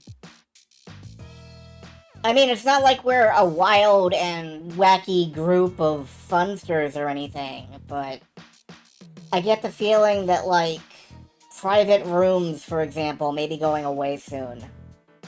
Normally, a day like yesterday would have been devastating for a small team like yours. How could you hope to replace so much manpower so quickly? In the past, it would be impossible. But today, you can. Envious of how well she wears that catsuit. I mean, I kind of like the neon highlights on it. Really looking good there. I wish my boobies glowed in the dark. Because today, the Scorpion Group is proud to welcome you to the closed beta of our newest project, Henchman, the world's first gig-based henchman contracting platform. Well, that confirms that this does not take place anywhere near the Two-Flower-verse. Before you are the results, a contingent of micro-earners ready to participate in our shared villainous economy. They have the freedom to choose when to hench and who to hench for. And today, they've chosen to hench with you. You see, with Henchcan, an organization like yours can operate as a small, family-like unit for day-to-day operations, but temporarily bolster its ranks through our platform at any time. Okay, so they're temps. They're temps. Okay. You can have it all. And let's be honest, that's why we're all in this business, isn't it? So thank you for the welcome. And in turn, I welcome you to the future. The future of your organization. The future of supervillainy. The future of the world itself. See, I kind of thought this was how it always worked. Like, you just go get, like, 5 dozen guys off the street who would rather be punched by a supervillain or punched by a superhero than, I don't know, not eat. And you will be taking an active role in that future.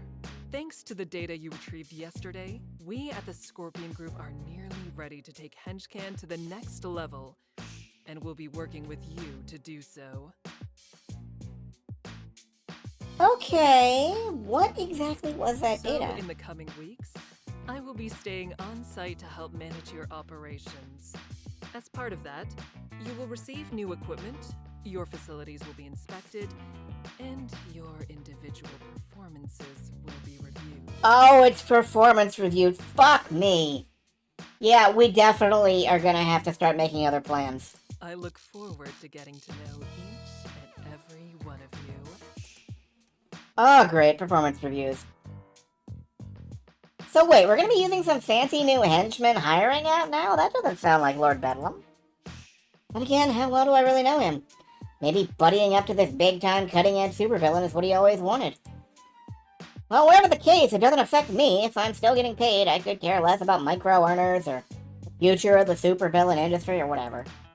I'll have to deal with rookies every time we have a big job, though. That'll be a pain. Probably more painful for them in the end. Thank you, Madam Scorpion. Now, while all our recruits are fully henchman certified, this is their first day here, so that means that for today, you'll all be in charge of their orientation. Alright, we're orientate. I don't know how to orientate people. They may only be with us for a few weeks or months, but while they are here, they are our brothers and sisters in arms. So that means they need to know the ins and outs of working for Team Bedlam. Does this mean I get a second guy at the door? Anyway, we should have the same number of new recruits as veterans. So once we're done, I'd like everyone who was here yesterday to pair off with someone wearing a name tag. Once you have your newbie, give them the tour, show them your weekly routine, and just teach them the ropes. Remember, the security cameras work again, so we'll know if you decide to sneak off to watch Webflix. I always figured henchmen were small-time criminals offered a bigger and better job. I mean, there's that too. You're so funny, Lord Bedlam! Dave, sit down. Anyway, dismissed. As Lord Bedlam steps away from the podium, the two groups of henchmen start toward each other. And remember, the nefarious tribunal that controls our society must be exterminated. Lord Bedlam, I think you just signed up to work with the nefarious tribunal that controls our society. Remain ever vigilant against its subliminal advertising and unfunny meme generation algorithms. Yeah, man, I think you just sold out to the man. Sorry, almost forgot. Carry on. Guys are cheaper and we're training our own replacement. That's true. Yeah, I wondered about that for a second. Lord Bedlam steps back from the podium again, and it looks like it's gonna stick this time, because Madam Scorpion is walking by his side and talking to him. So the henchmen again start to mingle. I take my time. I'm sociable enough, but I need a moment to get myself together before meeting new people. Of course, not everyone has this problem. Hi there, I'm Dave. Nice to meet you, Jared. Gosh, you're just going to love being a part of the Lord Bedlam family. We're all like a bunch of second cousins here. Now, bring it in. I'm a hugger, not a shaker. Come on. Okay. Wait, where are you going? Once the initial wave of extroverts have eliminated most of the awkwardness, I wade into the crowd. Anyone left by now has the same problem I do, though, so that means I'll need to make first contact. Let's see who to choose. Maybe the tall guy? He seems normal enough. The brunette is way too excited, though, bouncing around like that. Is she looking for something? Why is she staring at me? No, take that ball energy somewhere else. Oh, damn it. Hi, nice to meet you. I'm Kate. Okay, Kate. And why does your name tag say Beatrice? Oh shit, it does? No, it definitely says Kate. Oh! Oh, you were making a joke about? How I already know your name. Because it says on your name tag. Right. I guess it's a little silly to tell you that, huh? Nah, you're just being polite. I'm Stan, by the way. Guess that makes me kinda rude. Actually, I just hate telling people my name. Their reaction is always something like... Wow, a Stan. I'm not sure I've ever met one. You mean ever met one under 60? No. I mean... Hey, I admit it. It's an old man name. The only benefit is that if you're ever cool enough, you get to be Stan the Man. So, are you cool enough? Well, I'm wearing this goofy purple uniform, so no, definitely not. You know, Kate would make a great replacement for me, actually. Okay, Stan, who isn't the man. Up for giving me the tour? Cool Uncle Stanley in E65. When I think of the name Stanley, I think of, like, either Lex, or I think of Super Mario, or no, Donkey Kong 3, the one with Stanley the Bugman. And, those examples are both pretty old, so... Sure thing. I hope you like stone walls and fluorescent lighting, because you're gonna be seeing them all day. Alright, she's not so bad. Yeah, she was just a little jittery at first. Where to start? Let's go with professionalism and start with the research Let's wing. get the exciting part out of the way. I'll show you the research wing. Come on. Right behind you. There's not much to see on the way to the research wing, aside from the other pairs of seasoned henchmen and new recruits passing each other in the halls. Hey, you don't build a secret mountain lair because it's pretty to look at. Well, maybe you do if your supervillain shtick is evil interior design or something. Then your secret lair can look fabulous! Yeah, I'm thinking of all my attempts at playing evil genius. They did not work out. Kate doesn't say much on our way there. She's too busy gawking at everything. Can't really understand why our hallways aren't that fascinating. And again, I know every inch of these hallways after being here so long. Probably forgotten what it's like to be a wide-eyed newbie here. Eventually, I come to a halt in the middle of the hall. Kate follows suit. Why did we stop? Because this is it. Behold, the crown jewel of Lord Bedlam's fortress, the research wing. The research wing. Are you sure? It doesn't really seem like a jewel. Or a crown. Well, Lord Bedlam did put up majestic golden emblems of his face around the entire base, so it's kinda like a crown, don't you think? Oh no, that's definitely tungsten, not gold. It has a similar density, so it can be hard to tell, but I've seen a lot of fakes. Those aren't even gold-plated. I think you just painted over them. Kate, what did you say you did before that? No, that's rude. Tungsten, gold, unobtainium, what's the difference? It's all metal, so close enough. They're still regal and majestic, right? There are 94 different basic types of metal on the periodic table, so I wouldn't say close enough, no. But you're clearly more of a poet than a scientist. Shit, she's overqualified. She can do my job better than I can. Well, I did take a poetry elective in college. Slept through most of it, but at least some of it got through. So I guess I'd agree. But hey, that's why I work outside the doors and not behind them. I see. So you work as a guard here? On Tuesdays. We rotate around daily, so on other days I guard other places or do grunt work. Kate walks up to one of the doors and examines one of the control panels for a moment. After a moment of waiting, she turns back to me, puzzled. So, are you going to open one of these? Open what? The doors. I mean, how else are you going to show me the rooms? The rooms? Oh no, I can't do that. Is this because I made fun of the hallway? No, seriously, I actually can't do that. Oh, come on. I promise I won't tell on you. Just a little bitty peek. You don't understand. I literally can't go through any of these doors. I just guard them. Oh. Wait, seriously? You guard doors that you can't enter? Yeah? Yeah, that's standard henchman procedure.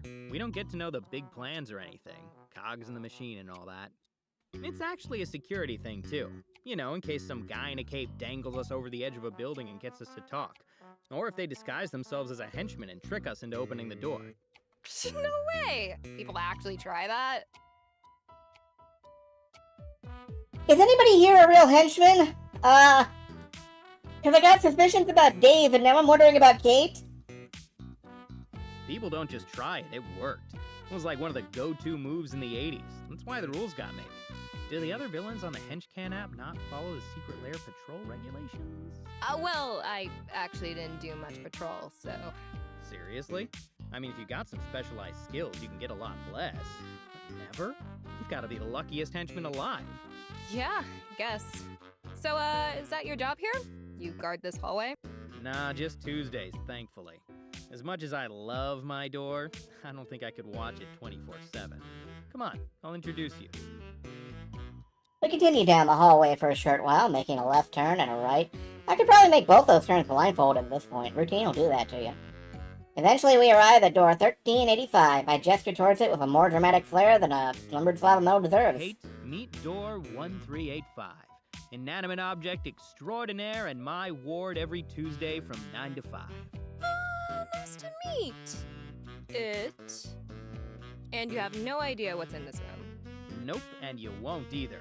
This bad boy requires level 4 security clearance to get through, one of only a dozen in the whole base. It's very important. You should be impressed. I'd be more impressed if I knew what was behind it. No idea, but it's a big deal. So probably Lord Bedlam's snow globe collection. Or a super weapon. It's a toss-up. I see. Super weapon made out of the Snow Globe collection? Freeze ray? So, what was that about college earlier? Did you graduate? Yep, Richardson State. Go fighting... whatever we were called. I take it you weren't the captain of the football team. I'm trying to figure out which state Richardson is in. Are you doubting my athleticism? I'll have you know that I have the agility of at least, 2 whole panthers. No doubt here. You just seem more like a gymnastics captain. Actually, soccer was my sport in high school. I was a pretty serviceable midfielder, believe it or not. Didn't score a lot of goals, but I could facilitate well enough. Yeah, that makes sense. Good at passing. Why didn't you play in college? It's just so much running. Alright, smart guy. What were you doing in college then? Majoring in history. So basically, I joined a very expensive nonfiction book club. Ouch. Hey, there's nothing wrong with books.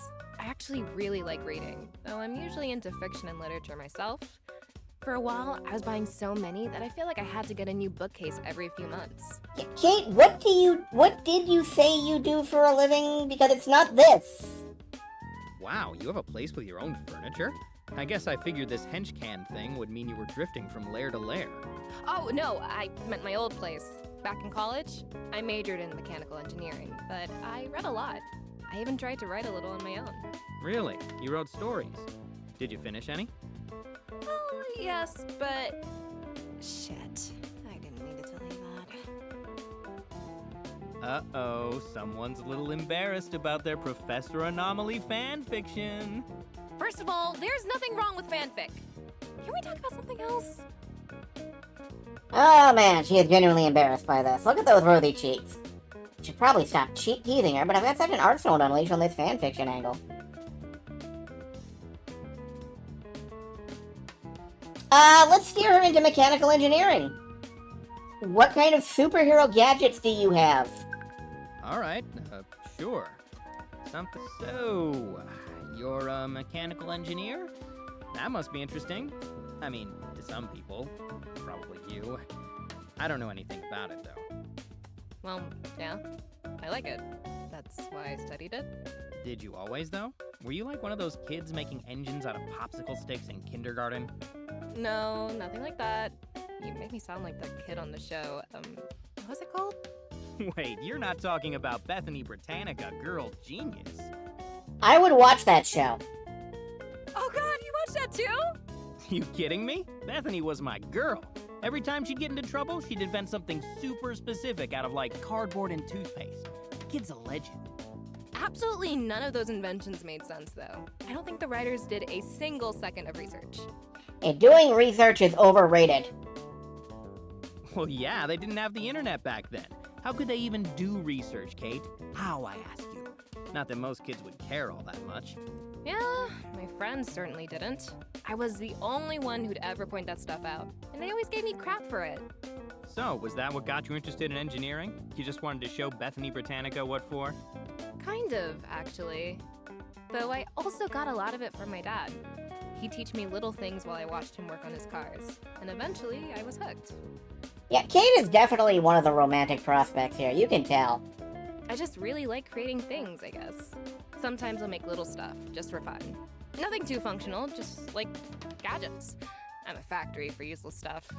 Hey, the only things I produce are sarcasm and disappointment, so you've already got a leg up on me by default. You're awfully hard on yourself. I'm sure you do plenty of good things. Well, I took slightly longer than average to get knocked senseless by a superhero yesterday. I guess I could count that. Yeah, I think that's fair. Alright, I should get on with the tour now. Kinda lost track of time. Let's hit the game room. We'll do the cafeteria last, because we're gonna get yelled at by the, Okay, I think cafeteria we've seen all master. there is to see here. Let's hit the game room. Sounds good. Lead the way. Ooh, arcade! Hey, there's a picture of Shining Nova in here. The game room's location isn't exactly intuitive. It's not near any of the other break rooms or gathering places. Not even the living quarters. Instead, it's a nondescript hallway tucked between some storage rooms. In fact, we're fairly certain that's what Lord Bedlam intended to use it for, because when we discovered it, there were some steel shelves and empty crates inside. After a bit of cleanup, voila, we had ourselves a game room. It's not one of those hipster gaming bars, so it does have a couple mostly functional arcade machines, but it works for us. As a bonus, there's an emergency exit hidden behind one of the arcade machines. There's a few of those scattered around the lair in case of a power outage, but it's nice to have a secret one up our sleeves. So this is the game room, huh? Yep, our pride and joy. There's a couple of game consoles hooked up to that TV over in that corner, a snack machine over there, and the crown jewel in the middle, the big damn table. Well, it is definitely big. But, what's with all the dice on it? Oh, they're 10-sided. We use them for spells and swords every other Friday. You guys play SNS? I've gotta say, I never would have guessed that. I know, I'm even nerdier than I look. But it gets even better. I don't just play, I run the whole campaign. I'm not just a client, I also DM. Admit it, you're impressed. Oh yeah, I'm dazzled. Starstruck even. I don't believe you. So I guess we ran out of important things to see already, and you decided that you might as well show me your nerdy hobbies? Is that it? What, you're not impressed by the big damn table? We all chipped in a little for that bad boy, you know. It was a real team effort. You didn't just steal it? Not very villainous of you. Maybe not, but it's certainly more practical. Have you ever tried to steal furniture before? We tried that one time. Emphasis on one time. Yeah, if you're trying to lift anything that's not like an IKEA flat pack, you're kind of screwed. Did not end well, let me tell you. And this was just one of those Swedish stores where the furniture comes in a little box. As I said. Did you at least get some meatballs out of the deal? Nope. One of my squad mates tried to raid the food court, but she got lost trying to get back to the rest of the group. I always wondered what happened to her. Oh, she must have gone native. Some say she still roams the shelves to this day. It was a big disaster, basically. Crimson Typhoon had his poster on the revenge wall for a good month. The revenge wall? Sounds ominous. No, it's where that poster of Shining Nova is. See? I gestured toward part of the far wall where a poster's hanging. Riddled with darts. Looks like someone replaced the Miss Dynamo poster with Shining Nova, and it's already gotten a lot of use. Oh, that's charming, in a way. You guys really don't like Shining Nova, huh? Someone doesn't anyway. That definitely went up a little faster than normal, but then Nova did tear through us like paper mache. Well, that's the closest most of these guys will ever get to laying a finger on Shining Nova, so they need to get their shots in where they can, I guess. Is Shining Nova you? Most of them, maybe.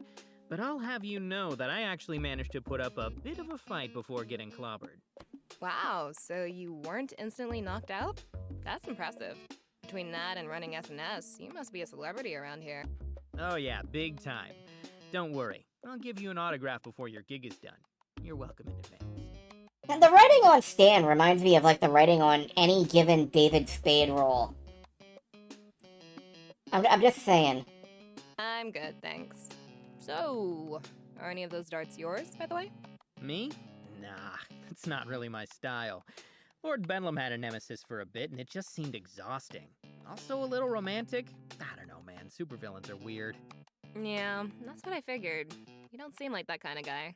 Well, since it doesn't sound like you're that into the revenge wall either, why don't you join our SNS session tomorrow night? The only vengeance that might be enacted there is if Zach rolls 2 natural ones in a row and throws his dice in the trash. That does sound mildly more sane. I'll think about it. No promises. No promises, okay. Sure, no pressure. But if you show, I promise it'll be fun. I swear on my poor lost squad mate and the meatballs they never got. So, I'm curious. How did you end up here? I was listening to Chill Beats to Wallow in Student Loan Debt 2 on YouTube, and one of his recruitment ads popped up. So I applied. Simple as that. I guess that is the first good use of YouTube advertising I've ever heard of. And naturally it's for a supervillain, so, you know. Seriously, Wait, are you for real? You put an ad online? On freaking HooTube? Yep, it was a lot less annoying than the ads I'd usually get, if you can believe it. At least it wasn't an influencer filming themselves in vertical video mode. That is... wow. I always wondered how the C-list guys recruited so many bodies, but I'd never have thought they'd be so... direct. You are definitely an undercover superhero, Jesus Christ. Ouch, C-list? Okay, big shot, how did you get recruited? Definitely not like that. But seriously, I meant, why did you end up here? I don't know, I just kinda did. Does it matter why? I'm just trying to figure you out. You're just doing this to make a living, but there are lots of ways to do that. Why this, specifically? Hey, I never said that. Well, you implied it. I mean, you're clearly not the conductor of the Lord Bedlam hype train. Fair enough, I guess. You're not gonna rat me out as a non-believer, are you?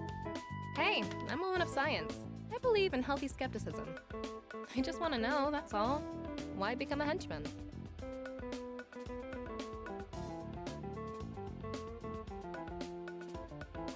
I don't like standing out. Being a henchman means you get to look like everybody else. I don't know, it just suits me.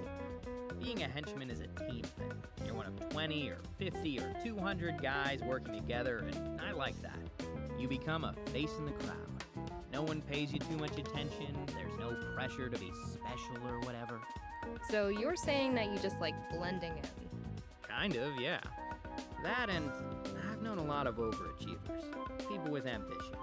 They never seem to be happy. You never have ambition. Ambition is the fastest way to disappointment. That can't be universally true. Probably not. That's just my experience. But whatever drive those people have, I don't have it. Even if I had their talent, it just doesn't seem worth it. Oh, come on. I know you've got to have some talent. That's really all it takes. Just a little talent and a lot of hard work.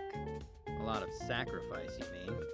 Is that really so bad? You can't honestly tell me you've never sacrificed anything. Well, we could sacrifice Dave. Sure, of course I have. But not, like, constantly. Look, the point is, being exceptional is an exceptional pain in the ass. And I don't want to deal with it. I'm okay being average. If you want to last as a henchman, you need that kind of attitude. The nail that sticks up Gets hammered down. and probably lectured for hours about the secret global conspiracy that we're supposedly battling against. Trust me, Kate, you don't want that. How long have we been standing here? Jesus, girl really has a way of getting me chatting. I don't think I've talked about why I became a henchman with... Who have I talked about it with? All that's left to show is the cafeteria, which is great because I'm starving. All right. I expect a thrilling conclusion. I'd promise that you won't be disappointed, but I'm an honest man. Come on, it's this way. I take my time guiding Kate to the cafeteria, giving her a chance to figure out a little bit of the layout. The base is pretty labyrinthine. It always takes new recruits a few weeks to figure it out. By taking our time, we also managed to arrive after the big lunch rush. There are still some people hanging around. The actual line is pretty short. Here it is, Kate. Feast your eyes on our charmingly greasy cafeteria. Don't feast too much, though, or you might not be able to keep your lunch down. That's good advice. Thanks. Maybe don't look at the food too hard either. Or the chef. You know, maybe just don't look at anything. Don't look at things. Looking at things is bad. Got it. Guess now I know why you didn't mention the free food as a reason for becoming a henchman. Yeah, sometimes things are free for a reason, you know? Fortunately, I managed to put my smart mouth on pause before we reached the front of the line, because both of Chef Antonio's chins await me there. Well, look who it is! Yep. Surprise. That's right, mister. I'm not surprised by your surprise. No, like I said, I was really surprised. Just... No, don't worry. You'll definitely be surprised this time. Antonio is right. I am completely surprised. Somehow there is no bologna on the menu today. Instead, the options are sloppy joe sandwiches or some kind of whitefish. I'm usually afraid to ask what our sloppy joes are made of, but I know it can't be bologna. For today, that's more than enough. Surprise! It's bologna casserole. Sure enough, the sloppy bologna-filled haro is staring back at me from my plate. This guy was keeping this leftover bologna bullshit hidden from view just in case I showed up. Part of me admires his dedication to this twisted revenge. The other part of me wants to throw this crap right in his smug face. Yeah, surprised, right? I can tell. I am feeling several emotions. One is definitely surprise. And then what else, eh? Gratitude, maybe? That and just, you know, joy. Boundless, unparalleled joy. Because after eating your bologna casserole, I just thought, gosh, I could eat this for the rest of my life. Congratulations, Stan. You've just earned yourself a one-of-a-kind lunch ticket. Funny you should say that. Have a swell day. Hope it's full of surprises.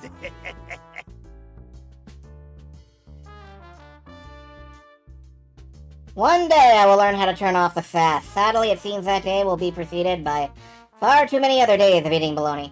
Had to go to the store. Have I started collection? No. We've been showing around Kate, who is a new henchman, who I believe is possibly a superhero in disguise. Kate at least managed to avoid being associated with me, judging by the helping of fish I spotted as we take a seat. What exactly is that? Exactly? No idea.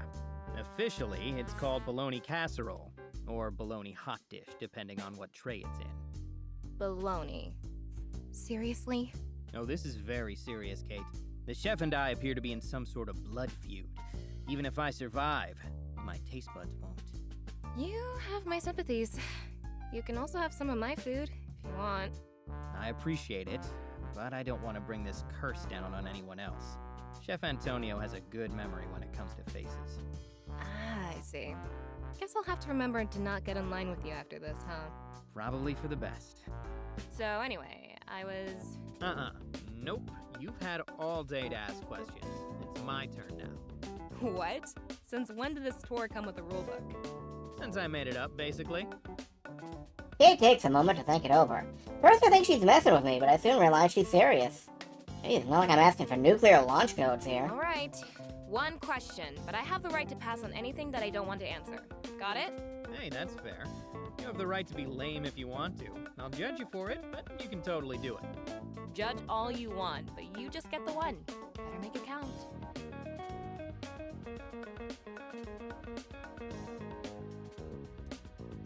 Where are you from, Kate? So, where's home for you? What do you mean? You know, where'd you grow up? You don't have to be embarrassed. My supervisor's from some farm in the middle of nowhere. You can't be worse off than him. Hey, I'm not exactly from a big city myself. I mean, it's not tiny, but it's no metropolis either. Yeah, there is that. Dave is a farm boy, and they just use the word metropolis, alluding to him. I'm worried about that. I wait for Kate to elaborate further, but she stays silent. Seriously, that's all she's got? Sure, this is a little different than talking about your college degree or affinity for Professor Anomaly, but come on. Why suddenly paranoid about it? So, did this vaguely sized city have a name, a location, or did it never exist in the first place? It was in the Northwest. Whoa, hold on. I need a second to process all that detail. Sorry, it's just. I mean, you know the business we're in. I just feel safer keeping that life away from this life. It's nothing personal. Oh man, you're really green as grass, huh? Look, you can keep your whole life a secret if you want. That's up to you. But the truth is that the big guys, they don't care. Sure, the superheroes and supervillains need to keep a lid on their personal lives, but when's the last time you heard of someone discovering a henchman's secret identity? That's a good point. Nobody cares about a henchman's secret ID. Nobody cares if you work at the garage or whatever. Well, I haven't, but it just seems practical. Aren't you worried about someone messing with your life? Or using your friends and family as leverage? Nah, not really. Superheroes don't play dirty like that. Plus, I'm sure my family would agree that I deserve a few kicks in the head. That is, if anyone ever bothered to track them down. But why would they? To a superhero, I'm just one of 200 warm bodies in a purple suit. I'm not important enough for that. But hey, no big deal. I was just trying to get to know you a little. But I guess I'm just not cool enough. Oh, come on, don't pout. It has nothing to do with your coolness. So you're saying I'm cool? Let's not get crazy. But look, I'll tell you a little. About home, I mean. Like I said, it's not a big city. Maybe 100,000 people? Not much really happens there. Pretty much everyone there is an outdoorsy hipster. You know, beard. Seattle. She's from Seattle. Okay, northwestern city where everybody's a hipster. Seattle. Not that I mind. I like the people there. I just didn't always fit in with them. All the hiking and getting in touch with nature is just inefficient. Why not do something productive? Why am I not surprised to hear that you're a workaholic? I am not a workaholic. I'm taking time to talk to you, aren't I? And I appreciate it. See? Look at you, sharing and stuff. Don't make me regret it. By chance, I glanced at the clock. We still got some time before we have to meet back at the main hall. We should probably swing by a few of the less important locations before then. At the very least, she needs to know where the lounge is. If we have another birthday and my rookie misses out on the mini cupcakes, I never forgive myself. All right, because I am just so benevolent, I am going to count that as an answer. I'm in awe of your mercy. I get that a lot. Now come along, my henchman squire. We've still got a few places to see. Easy with the squire thing, Sir Stanley. Yeah, think I should reel it back? Reel it way back. All right, consider it real. What remains of the tour goes by quickly. We don't stop in any one place for too long, but we don't really have to. Lord Bedlam's fortress is big, but seriously lacking in variety. A lot of the size is actually superficial, too. There are tons of rooms with no real purpose. If you know where you're going, you can cover the important areas pretty quickly. And so our whirlwind tour comes to an end. What do you think? Impressive? I'm more impressed that you didn't get lost. This place is like a maze. Not like a maze. It is a maze. Literally. If a superhero ever gave enough of a shit to come after us, they'd spend so long figuring out where to go that we could just leave them in the dust. That's actually pretty smart. Nice move, Lord Bedlam. Kind of. He technically didn't design the place. We got it in a liquidation sale a few years back. I think it was built by some Cold War-era Soviet group. Not a big market for that these days. We're using a recycled base. Man. You think Madam Scorpion has an app for supervillain liquidation sales, too? Probably. I bet that's booming business. If a big name gets locked up, they must leave a lot of assets behind. I know that the lawyers are all over that. They love both sides of this hero-villain thing. Think so? Or is this from personal experience? Experience, I guess. I, got in some trouble a while back. That's why I got scouted for Henchman. It targets people with legal issues or debt, or at least that's what I think. Can't really say for sure how it works. I'm just a recruit after all. By now, most of the others have started to file into the main hall. The rookies and veterans are splitting back up into their separate groups, and Kate seems to have noticed as well. So, I guess I'll see you around? Yeah, for sure. That'd be nice. Kate was surprisingly good company. It's good to play a few rounds of verbal ping-pong where the other player just doesn't stare slack-jawed at the balls that bounce past them. Bless Dave's little heart, I know he tries, but some wit does a man good every now and then. In fact... Hey, do you know your lunch period yet? I think so let me check. She pulled a pamphlet out of one of her belt pouches. It's perfectly folded, of course. Second shift. Crazy. That's mine too. Want to eat together? I promise I won't get you involved in my holy war with the chef. Good. You seem like a decent guy, Stan, but I don't think I'm ready to starve for you. Can't blame you for that. And hey, maybe by the time lunch is over, you'll know if you can stand my company long enough to join that S&S session. And if you want. Invitation's still open. Alright, we're making friends. We're making friends. We're getting to know people. Still thinking about it, but sure. I'll let you know by then. Sound good? Sure. Sounds good. Great. So, guess I'll see you then. Kate offers a wave and a smile before turning to leave. I follow suit. But my own smile can't really match up against hers. When I rejoin my peers, I glance back at the crowd of newcomers, but Kate has already disappeared from sight. That girl, there's something about her. It's not just that she's cute or that we got on so well. It's not even that she's a total newbie. There's just something to her I can't quite place. It's bugging the hell out of me.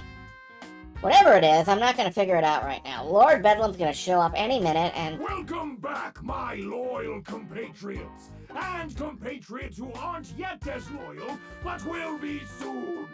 I trust your glorious orientation went smoothly, and that our new recruits can now aid us in our even more glorious quest for still greater amounts of glory. That's a lot of fucking glory. But if you have any questions, feel free to contact Samantha in HR. A new workplace can take time to get used to. We're very understanding of that here. But when you do get used to it, I know that you all shall become invincible soldiers in our infinitely wonderful marathon of splendor. Are you just Markov chain generating this stuff? Yeah, like death and taxes. Lord Bedlam's daily ranting is a certainty. It's almost comforting. Almost. Issue 4, The Magnate. And that, I think, is where we're going to stop for now.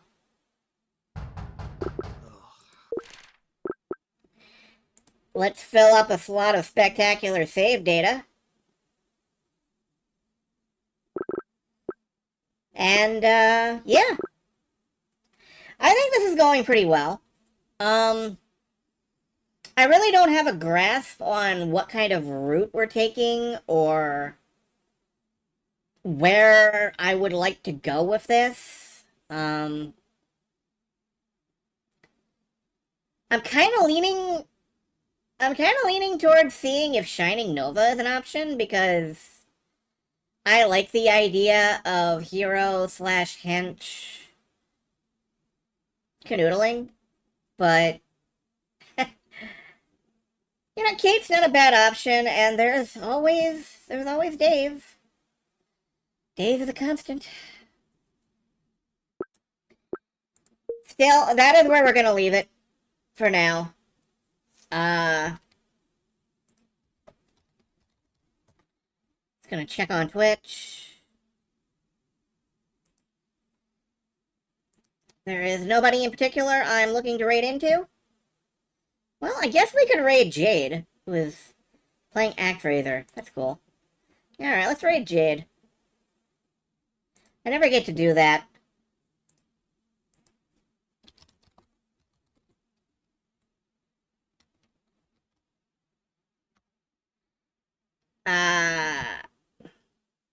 Did I spell that? Hold on. I gotta, like, fucking actually cut and paste this.